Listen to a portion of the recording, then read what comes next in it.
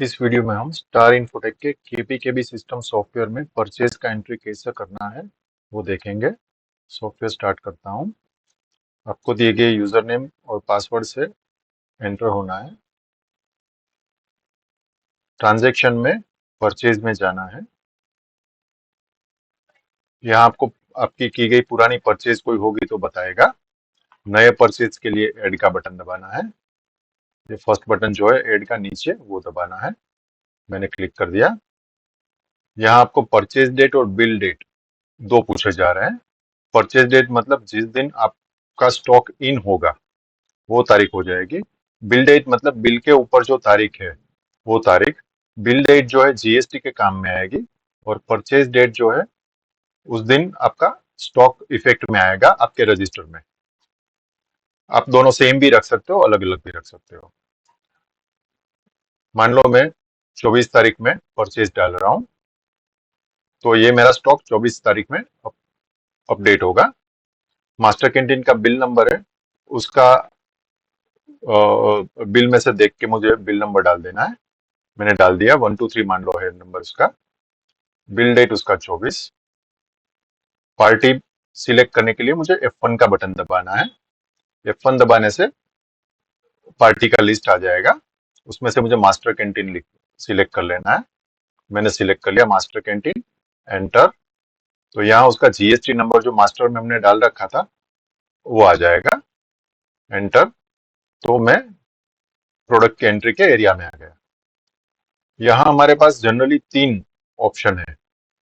एक होता है आपका ऑलरेडी आपके पास जो स्टॉक में सामान है उसी में कुछ ऐड हुआ है। मान लो आपके पास पहले 6 पीस थे और 12 पीस आपने मंगवाए हैं और वही रेट से है। तो एक ये केस हो गया कि वही रिपीट रेट से रिपीट आइटम आपने मंगवाया है। दूसरा केस हो गया जिसमें आपकी स्टॉक वाली ही आइटम पर अलग रेट से आती है। ठीक है, मात्र रेट में फर्क है, प्रोडक्ट वही है। तीसरा ऑप्शन ये हो गया कि प्रोडक्ट बिल्कुल नहीं है, आपके पास फर्स्ट टाइम आई है। ठीक है, हम वो तीनों केस इस वीडियो में कवर कर लेंगे। यहाँ आप एंट्री बारकोड से भी कर सकते हो, आइटम के नाम से भी कर सकते हो और कोड से भी कर सकते हो। जैसे आप सेल्स में करते हो वैसे तीनों ऑप्शन यहाँ अवेलेबल है। तो मैं प्रोडक्ट को सिलेक्ट कर लेता हूँ। सपोज मैं एडिडास पोलो नेवी सिलेक्ट करता हूँ जिसका अभी मेरे पास 2 पीस का स्टॉक है। ये बता रहा है मेरा सेल्स रेट ये है, मेरा परचेज रेट ये है। कोई सब्सिडरी एमआरपी मेंटेन करती होगी तो उनको यहाँ एमआरपी भी दिखेगा। मैंने एडिडास पोलो नेवी सिलेक्ट किया। एंटर। एंटर। यहाँ सेल्स रेट पूछ रहा है। सेल्स रेट हमें डालना नहीं है क्योंकि सॉफ्टवेयर सब्सिडरी कैंटीन के केस में 0.75 सॉरी मास्टर कैंटीन के केस में 0.75% अपने आप ऐड करेगी और सब्सिडरी के केस में 1.25% अपने आप ऐड करेगी। और यहाँ मैं कुछ चेंज करने का कोशिश करूंगा तो भी नहीं करने देगा। सेल्स रेट अपने को बदलना नहीं है, वो ऑटो कैलकुलेट है। एंटर। एंटर। क्वांटिटी जितना पीस नया आया है उस बिल में उतना ही डालना है। मान लो मेरे पास अभी 12 पीस नहीं आ रहे हैं बिल में तो मैं यहाँ 12 पीस डालूंगा। ठीक है, आपका पुराना क्या स्टॉक है इसको इस एंट्री से कोई लेना देना नहीं है। आपको जो नया बिल में आया है वो ही इस यहाँ डालना है, 12 पीस, और क्या रेट से आया है। पहला केस हम वो ले रहे हैं कि जिसमें परचेज रेट सेम है तो परचेज रेट में नहीं बदलूंगा। Enter. Enter. Enter. Next item पे मैं आ गया। ये एंट्री क्या करेगी, 12 पीस जो है पुराने स्टॉक के अंदर ऐड कर देगी। दूसरा केस मैं ऐसा लेता हूं जिसमें रेट चेंज होगा। मान लो मैंने आरोन का अमेज हेलमेट लिया, उसका मेरे पास पुराना 3 पीस का स्टॉक था। मेरा सेल्स रेट 899 था, मैं उसको बदल नहीं सकता। मैं क्वांटिटी पे आता हूं। सपोज इसका 6 पीस और आया है। डिफरेंस कहाँ आया, यहाँ मेरा परचेज रेट चेंज हो जाएगा। 752 है, मान लो इस बार मेरे को 775 में आ रहा है। देखिए 752 के हिसाब से इसका इसने सेल्स रेट कैलकुलेट किया है 899। ठीक है, जैसे मैं यहाँ 800 करता हूँ, 775 करता हूँ तो उसने अपना सेल्स रेट बदल दिया, 925 ऑटो कैलकुलेट कर लिया। वो कैसे किया उसने? 775 प्लस 18% जीएसटी प्लस 1.25% मार्जिन, वो ऐड करके उसने सेल्स रेट 925.93 कर दिया। अच्छा, कई बार क्या होता है कि किसी चीज का सेल्स रेट, परचेज रेट बदलता है, तो उसी आइटम के अंदर हम मान लो ऐड कर दें, तो इसका स्टॉक और प्रॉफिट रिपोर्ट दोनों में गड़बड़ होने का चांस है। इसलिए हम क्या करते हैं, इसमें इसी आइटम के अंदर ऐड नहीं करेंगे, सॉफ्टवेयर खुद ब खुद 925 वाला, मतलब 775 वाला अलग से कोड एक बना देगी। अभी मान लो तीसरा आइटम मैं लेता हूं जिसमें बिल्कुल नया आइटम है, उस केस में हम क्या करेंगे, यहाँ पे F5 का बटन प्रेस करेंगे, मुझे ग्रुप सिलेक्ट करना है, F1 से मैं ग्रुप सिलेक्ट कर सकता हूं। ऑल आइटम्स मैंने ले लिया। यहाँ आपने कंपनी वाइज डेटा डाल रखा है, तो उसमें से आप कंपनी भी सिलेक्ट कर सकते हो। मान लो डाबर है तो डाबर का प्रोडक्ट है तो डाबर आप सिलेक्ट कर लोगे। आइटम कोड अपने आप आएगा, इसको चेंज नहीं करना है। यहाँ मैं प्रोडक्ट का नाम लिखता हूँ, सपोज उसका नाम मैं टेस्ट आइटम रखता हूँ, साथ में उसका वेट वगैरह जो भी हो लिख देना है, क्योंकि यहाँ जो लिखोगे वही बिल के अंदर प्रिंट होना है। सेल्स रेट हमें चेंज नहीं करना है। कंपनी बारकोड, यहाँ पर आप उसका बारकोड स्कैन कर लोगे यदि आप बारकोड स्कैनर से बिलिंग करना चाहते हो तो।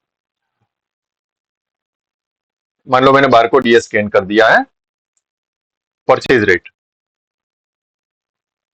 सपोज वो प्रोडक्ट आपको 100 रुपये में आया है, तो देखिए जैसे मैंने 100 डाला, अपने आप मार्जिन 1.25 काउंट कर लिया उसने, और सेल्स रेट आपका बन गया 101 रुपया 25 पैसा। यहां मैं एमआरपी डाल दूंगा उसका, सपोज उसका एमआरपी 150 रुपया है। ठीक है, नीचे मैं जीएसटी पे आता हूं, सपोज उस प्रोडक्ट का जीएसटी 5% है, मैंने 5% सिलेक्ट कर लिया। कैसे? F1 का की मैंने प्रेस किया, यहाँ पे 5% सिलेक्ट किया, एंटर एंटर, मैं आ गया HSN कोड के बॉक्स में। ये बॉक्स में HSN कोड में डालना है। तो मास्टर कैंटीन के बिल में जो HSN कोड है, या तो सप्लायर के बिल में जो HSN कोड है, वो हमें यहाँ डाल देना है। गलत HSN कोड नहीं डालना है, क्योंकि वो जीएसटी रिटर्न अपलोड होते समय वो रोक लेता है। अच्छा, जैसे मैंने 5% यहाँ पे ऐड किया, तो आप देखेंगे कि नेट परचेज रेट उसका 105 हो गया, और उसमें 1.25% मार्जिन ऐड करके सेल्स रेट आपका 106 रुपया 71 पैसा ऑटो कैलकुलेट हो गया। ठीक है, और कुछ डालने की जरूरत नहीं है। एक और चीज थी कि सपोज किसी आइटम का सेल्स रेट 1200 या उससे ज्यादा है, तो वो मेंबर की एनुअल लिमिट में से कटना है।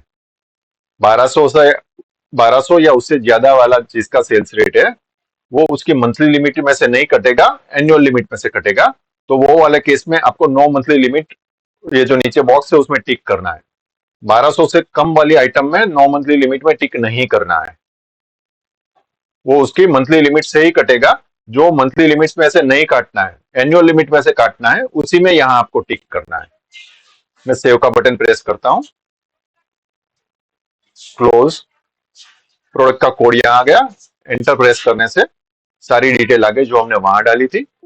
हम यहाँ पे उसका जो नया क्वांटिटी आया है वो डाल दिया मैंने, सपोज 24 है, बाकी का कैलकुलेशन उसने अपने आप कर लिया। इसमें हमने एमआरपी डाली थी तो यहाँ एमआरपी आ गई। ठीक है, अच्छा, अभी ये 3 केस हमने डाले। फर्स्ट केस उसी प्रोडक्ट में उसी रेट में डाला मैंने। सेकंड केस प्रोडक्ट हमारे पास ऑलरेडी स्टॉक में थी, मैंने रेट चेंज किया, 75 किया। तो तीसरा केस था बिल्कुल नया आइटम मैंने डाला। सेकंड केस का कोड जो था वो 010001 था। मैं जब सेव करूंगा ना तो वो कोड बदल जाएगा, क्योंकि सॉफ्टवेयर क्या करेगा, नए रेट वाला जो सामान है उसका अपने आप नया कोड जनरेट कर लेगा। तो मैं इसको सेव करता हूं, मेरा परचेज आईडी नंबर दे दिया, 2 नंबर का मेरा एंट्री है। ओके, आप देखेंगे यहाँ एक एक 010001 के बदले 010331 हो गया, नया कोड इसने डाल दिया। और आइटम का नाम था, उसमें R इज इक्वल टू करके उसने उसका सेल्स रेट जोड़ दिया। ठीक है, इसका इफेक्ट कहां पे आएगा? रिपोर्ट्स में, एनालिटिकल रिपोर्ट्स में। मैं कल का स्टॉक निकालता हूं क्योंकि मैंने कल की तारीख में एंटर किया तो मुझे वो देखना है। तो मैं 24 तारीख कर दिया, मैंने कैलेंडर पे क्लिक करके 24 तारीख ले लिया और शो का बटन प्रेस किया। देखिए एडिडास पोलो ने भी सेम रेट था, ओपनिंग स्टॉक 2 था, उसमें उसने 12 ऐड किया, 14 हो गया। दूसरा प्रोडक्ट देखते हैं। ये फर्स्ट वाला केस था जिसमें हमने मात्र स्टॉक ऐड किया, कोई रेट में चेंज नहीं किया था। देखिए ये वाला केस में क्या हुआ, टेस्ट आइटम उसने रेट चेंज था 775 वाला, नीचे वाला आरोन हेलमेट 775 वाला, उसमें नए 6 पीस थे, उसने 331 करके एक नया कोड बना दिया। आरोन का जो ओरिजिनल स्टॉक था या ओरिजिनल रेट था उसमें उसने कोई चेंज नहीं किया, वो 3 का 3 वही रहा। इसने अपने आप एक नया कोड बना दिया 331, उसमें आर इज इक्वल टू करके रेट डाल दिया, 6 पीस 775 के कॉस्टिंग के हिसाब से 18% जीएसटी तो 837 हुआ, और आपका टोटल स्टॉक वैल्यू प्लस हुआ 5487, और ये सेल होगा 925.93 में। तो सॉफ्टवेयर अपने आप ही इसका नया कोड बना दिया। तो तीसरा आइटम हमने बिल्कुल नया बनाया, उसमें भी ये ओपनिंग नहीं है, ये फर्स्ट कॉलम इसमें ओपनिंग का है, सेकंड इनवर्ड का है, थर्ड आउटवर्ड। ये नया आइटम है तो कोई कुछ आउट नहीं हुआ है, तो वहां कुछ नहीं है। टोटल इसका 24 पीस है, 100 रुपये का प्राइस, 5% जीएसटी, 120 रुपया टोटल जीएसटी हुआ, 2520 रुपया टोटल स्टॉक वैल्यू हो गया, और 106 रुपया 31 पैसा उसका सेल्स रेट है। ठीक है, परचेज रिलेटेड रिपोर्ट्स, एक तो स्टॉक हम देख लेंगे, दूसरा हम रिपोर्ट्स में, स्टॉक मैंने कहां से देखा, रिपोर्ट्स में, एनालिटिकल रिपोर्ट्स में जिस तारीख का स्टॉक देखना था वो मैंने क्लिक करके शो किया, तो ये स्टॉक देखने का विधि था। अच्छा, यहां से एग्जिट करूंगा मैं, परचेज रिपोर्ट में जाऊंगा, कहां से आएगा, रिपोर्ट्स में, परचेज रिपोर्ट्स, उसमें मेरे पास बहुत सारे है, पर अपने काम के इसमें जो रिपोर्ट है वो मैं आपको बता देता हूं।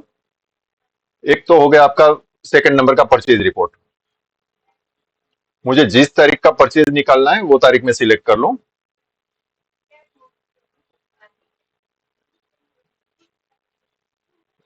शो का बटन प्रेस करूंगा। दूसरे ऑप्शन ये है कि यहां मैं डायरेक्ट अपना इनवर्ट नंबर भी डाल सकता हूं। इनवर्ट नंबर सेव जब हमने किया बिल तब बताया था कि यहाँ 2 डालने से भी हो जाएगा, 2 नंबर था तो जो इनवर्ट नंबर है वही इनवर्ट नंबर खाली निकालना है, तो स्टार्टिंग एंडिंग में वो 2 डाल के भी हो जाएगा। मैं डेट चेक कर रहा हूँ, शो। देखिए हमने जो 3 आइटम ऐड किया ना, उसने अपना आईजीएसटी, एसजीएसटी, सीजीएसटी के हिसाब से सेट कर दिया। ये मेरा सप्लायर का जो जीएसटी नंबर था आउट स्टेट का था, इसलिए उसने आईजीएसटी में ले लिया। यदि लोकल सप्लाई होता तो एसजीएसटी, सीजीएसटी में आधा आधा करके ले लेता वो। ठीक है, तो इसने क्या किया, प्रोडक्ट के नाम आ गए, उसका HSN code, quantity, taxable, IGST और टोटल अमाउंट सारा सेपरेट करके दे दिया।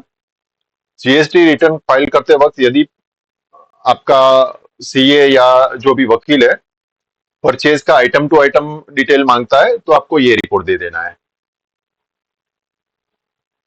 फिर से बता दूं, रिपोर्ट्स में, परचेज रिपोर्ट में, ये परचेज रिपोर्ट।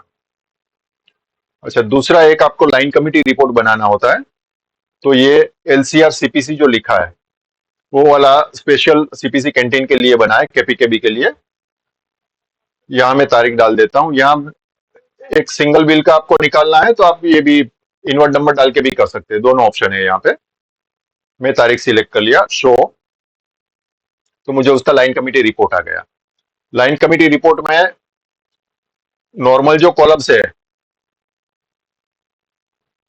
वो हमने पहले से दे रखे हैं। कई बार कई कैंटीनों का लाइन कमिटी रिपोर्ट अलग अलग होता है, तो आपका लाइन कमिटी रिपोर्ट का फॉर्मेट अलग है, तो आप हमें कांटेक्ट करके आपके हिसाब से सेट करवा सकते हैं। लास्ट में जो है आपके अधिकारी वगैरह का नाम वगैरह आ जाएगा, उनका ओहदा आ जाएगा, मैनेजर, वाइस चेयरमैन, चेयरमैन। आपको यहाँ भी कुछ चेंज करवाने तो आप करवा सकते हो, उस हिसाब से प्रिंट आ जाएगा। एलसीआर में हमने सारी डिटेल दे रखी है तीनों प्रोडक्ट की। जैसे 100 रुपये वाले अपने चेक करते हैं, रिसीव क्वांटिटी 24, उसका एचएसएन कोड आ गया तीसरी आइटम में, परचेज रेट 100 है, टैक्सेबल टोटल 2400 हो गया, प्रॉफिट एट 1%। आपका जो प्रॉफिट मार्जिन है उसके हिसाब से होगा, सब्सिडरी होगा तो 1.25 के हिसाब से यहाँ दिखेगा, मास्टर होगा तो 0.75 के हिसाब से दिखेगा, वो अपने आप ही कैलकुलेट करके ले लेगा। यहाँ पे यहाँ मैंने 1% वाला बताया आपको ताकि देखने में समझने में आसान रहे। जीएसटी परसेंट हो गया, आईजीएसटी था तो आईजीएसटी आ गया, प्रॉफिट अगेन आपका जो जीएसटी, प्रॉफिट के ऊपर जो जीएसटी लगा है वो यहाँ पे दे दिया, उसका नाम दिया है प्रॉफिट ऑन जीएसटी। ये टोटल अमाउंट, उसका सेल्स रेट और नेट सेल्स अमाउंट। तो ये कॉलम हमने अपने तरीके से रखे हैं, कई कैंटीनों की जो डिमांड थी उसके हिसाब से आप आपके हिसाब से एलसीआर फॉर्मेट करवा सकते हो। थोड़ा सा समय लगेगा पर हम आपको वो चीज करके देंगे। इसको मैं बंद करता हूं। परचेज के बहुत सारे रिपोर्ट है पर अभी मैं ये दो ही रिपोर्ट आपसे डिस्कस कर रहा हूं इस वीडियो में। एक और चीज थी टैक्स रिपोर्ट, रिपोर्ट्स में टैक्स रिपोर्ट।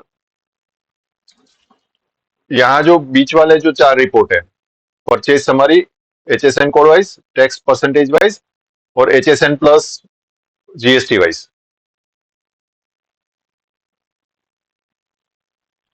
यहाँ आप डेट सिलेक्ट कर सकते हो। नॉर्मली ये मंथली निकालना होता है, पूरा मंथ भी आप सिलेक्ट कर सकते हो।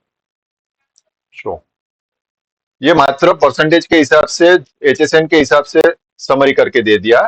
कई वकील या सीए ये रिपोर्ट मांगते हैं तो ये मैंने बता दिया। मोस्टली ये 3 रिपोर्ट से आपका काम हो जाएगा। और भी सारे रिपोर्ट्स है, उसकी जानकारी अलग से हम वीडियो में देंगे। परचेज रिलेटेड रिपोर्ट्स नाम का एक वीडियो अलग से बनेगा, उसमें दे देंगे। अभी के लिए बस इतना, धन्यवाद।